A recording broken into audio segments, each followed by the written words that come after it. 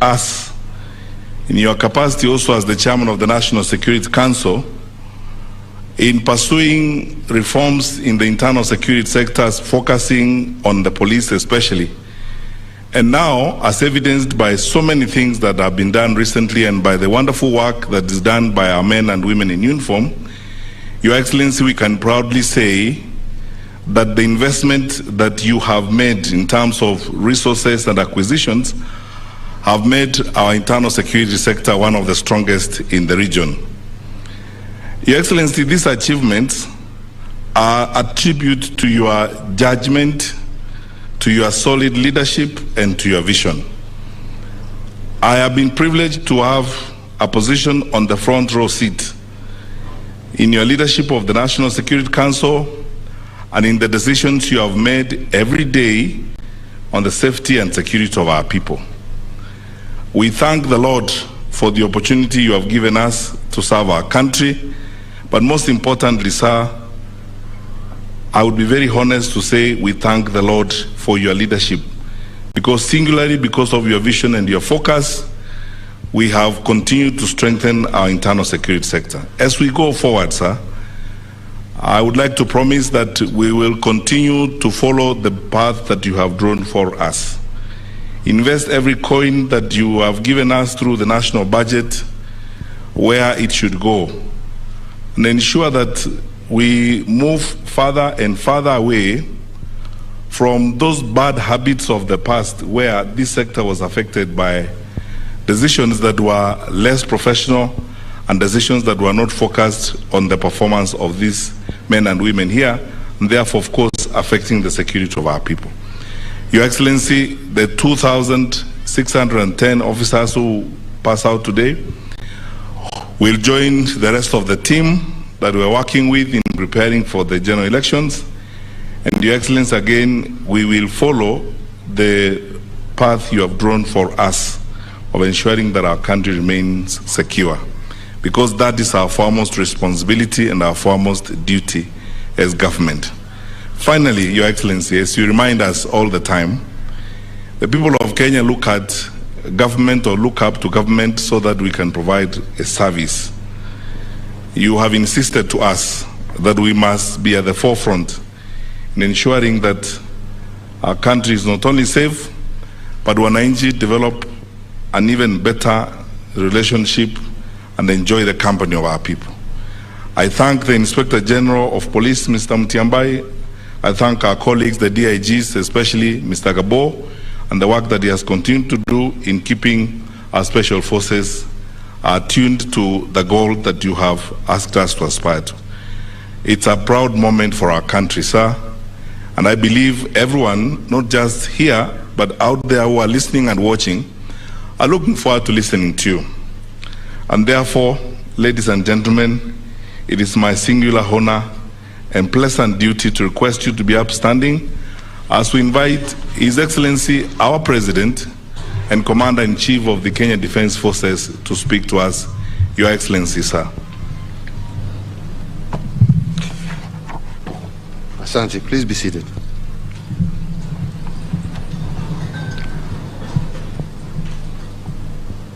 The graduates before us today, all ladies and gentlemen, it is my distinct honor and privilege to be with you today to preside over the passing out parade of these wonderful 2,610 graduates who have today successfully completed their 9-month-long recruits course. There are a few occasions that are more gratifying to me than the commissioning of new officers within our security agencies. Indeed,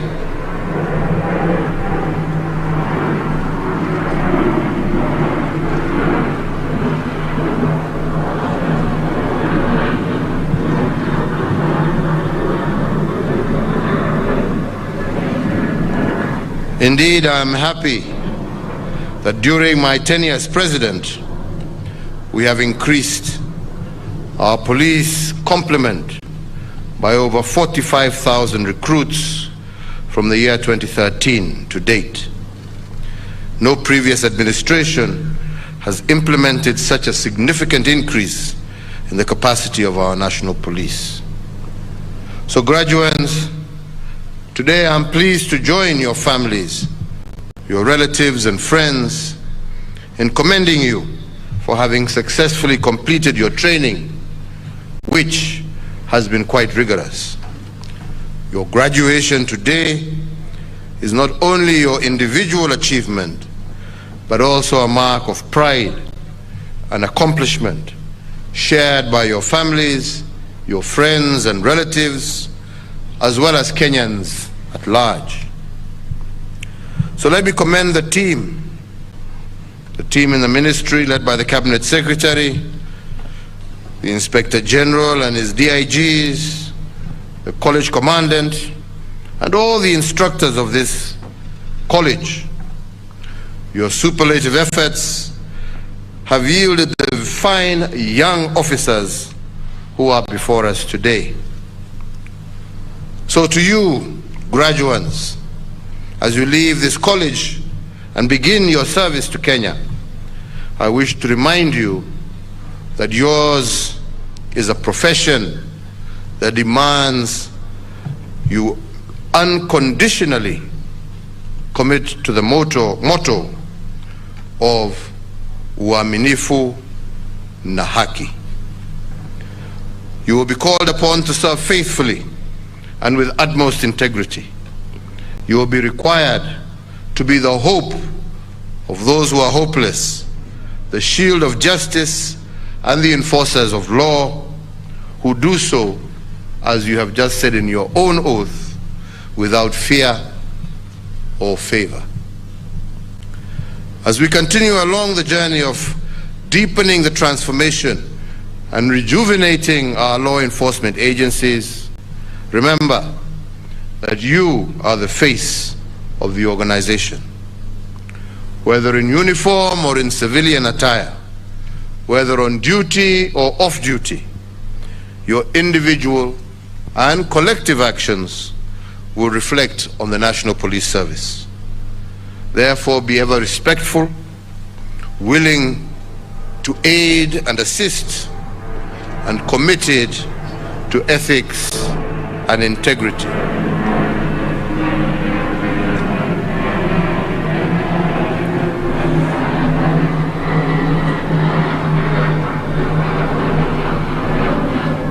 In your service to the nation, now more than ever before, you should remain focused and uphold the highest standards of professionalism, dignity, integrity, and fidelity to the law. Ladies and gentlemen, over the last 2 years, the whole world has walked through the valley of the shadow of death as we combated the coronavirus pandemic. However, the firmness of our resolve as a nation helped us to contain the surge of infections within our borders in keeping the invisible enemy at bay. I want to take this opportunity to thank the law enforcement agencies for the role that they played in enforcing the COVID-19 regulations and protocols. Your acts, coupled with the immense sacrifice of our health workers, forestalled what could have been a national catastrophe. That mission of enforcing public health measures was not part of the regular operations of the NPS. So, the exemplary way in which the service quickly adapted to the new demands imposed by COVID-19 is a reminder to all of us of the fluid nature of contemporary law enforcement environment.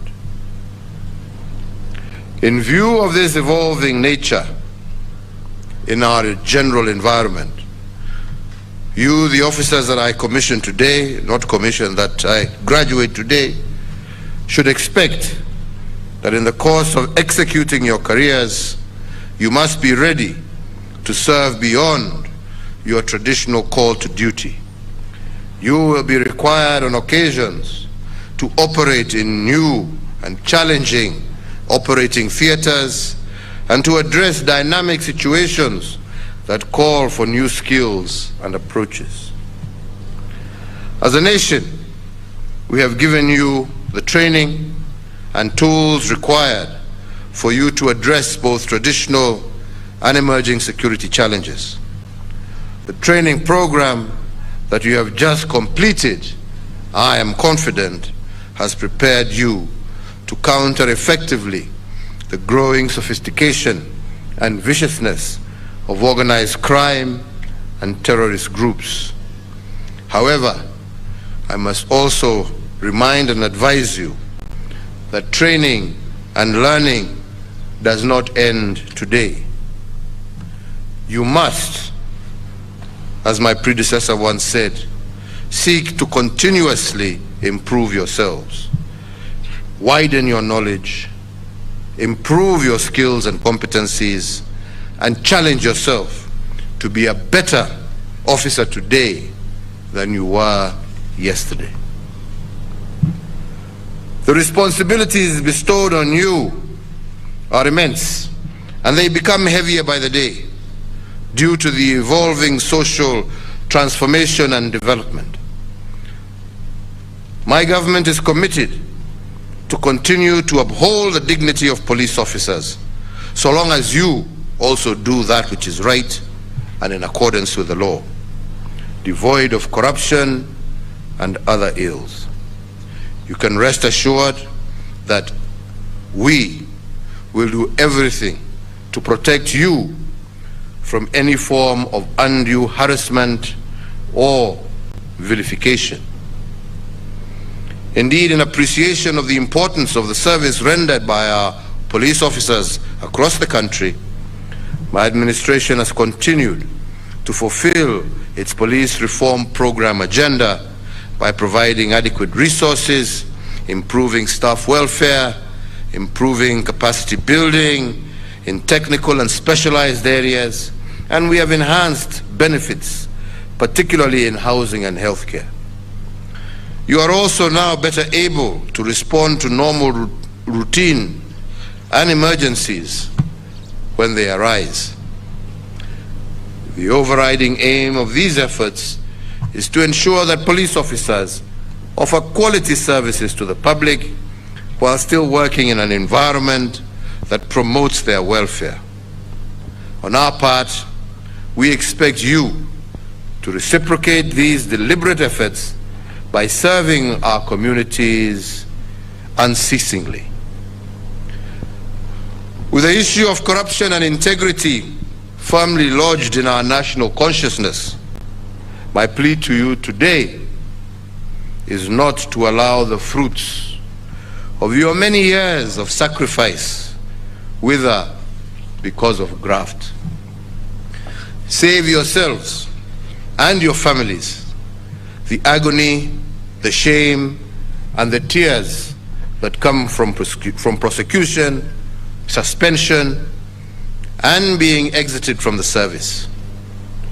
Serve with integrity and commitment to duty so that you can bring pride to our nation, to the police service, to your colleagues, and to your families. My administration, as you know, has adopted a multi-agency approach in tackling security issues. And to that end, we have put in place a multi-agency institutional framework which brings together all entities responsible for deterring crime, detecting crime, investigating and prosecution of offenders. However, as I continually seek to remind Kenyans, security is not the sole preserve of our security actors. Security starts with you and me and every Kenyan. And therefore, once again, I urge all Kenyans to be partners with the security agencies in fighting crime by volunteering any vital information on threats to security within their locality. Additionally, I urge every Kenyan in one accord to lead by example by adhering to all the laws of the Republic. So, ladies and gentlemen, in recognition of the very demanding responsibilities placed on our security agencies, I today pay tribute on my own behalf and on behalf of all Kenyans to our gallant officers from various services who have paid the ultimate sacrifice to the service of our country and our people. I also want to laud our law enforcement officers and security agencies for the role that they continue to play in making our country safe.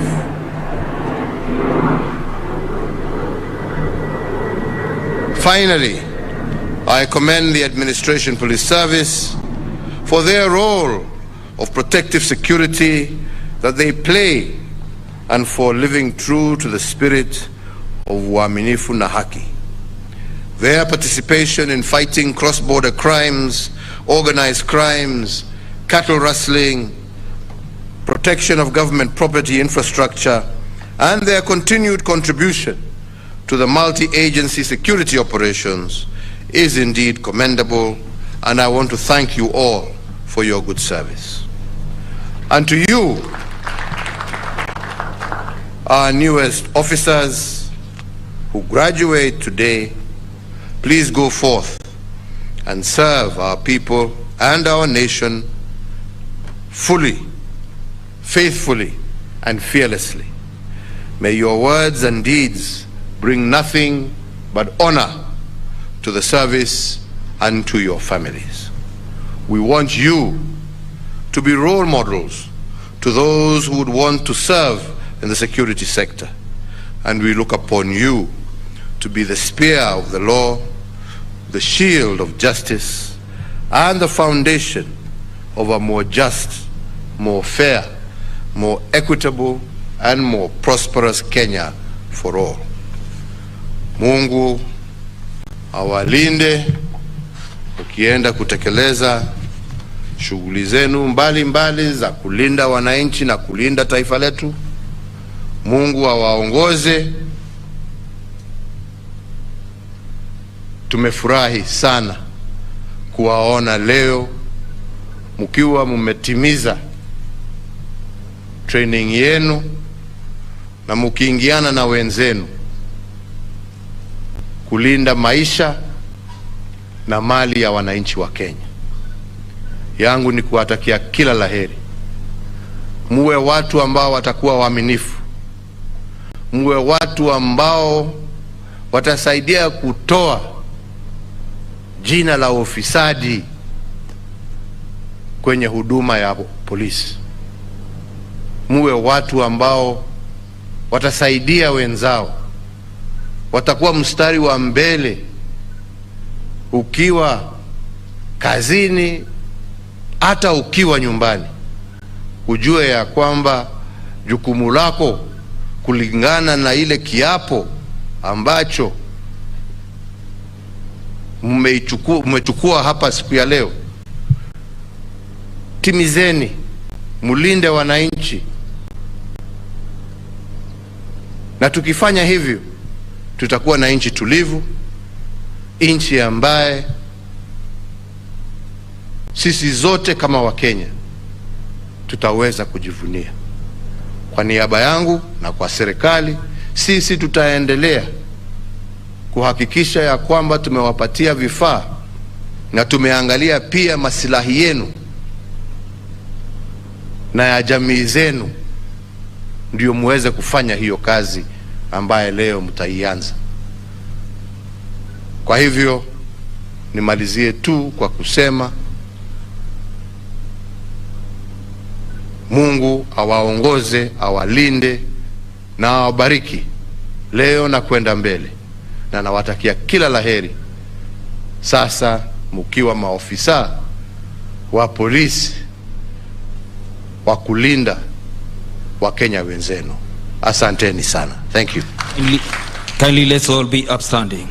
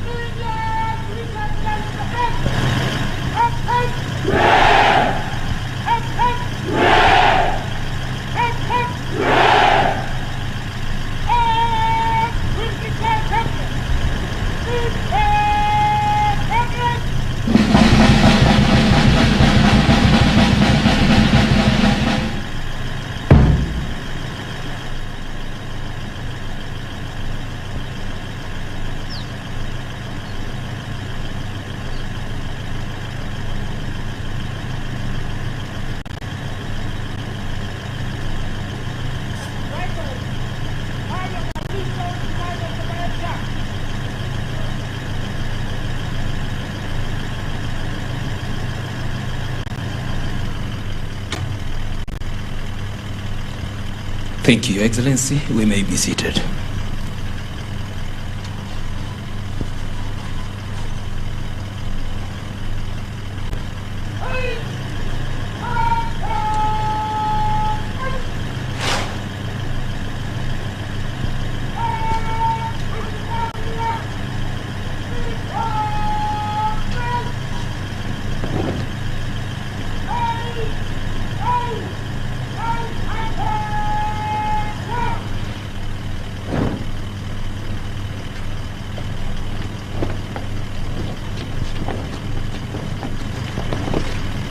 Watajumuika kwa vikundi viwili viwili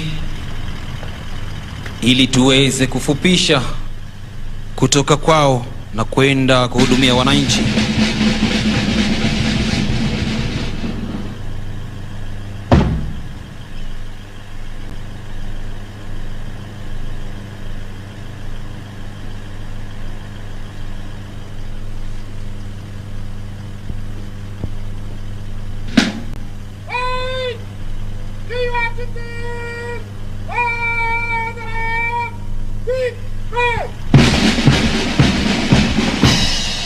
Nam amri ikiwa ni to your duties by the right quick march. Asante sana Mheshimiwa Rais kwa hotuba iliyoweza kuleta mioyo kuchangamka na kufurahia. Sasa gwaride linatoka uwanjani.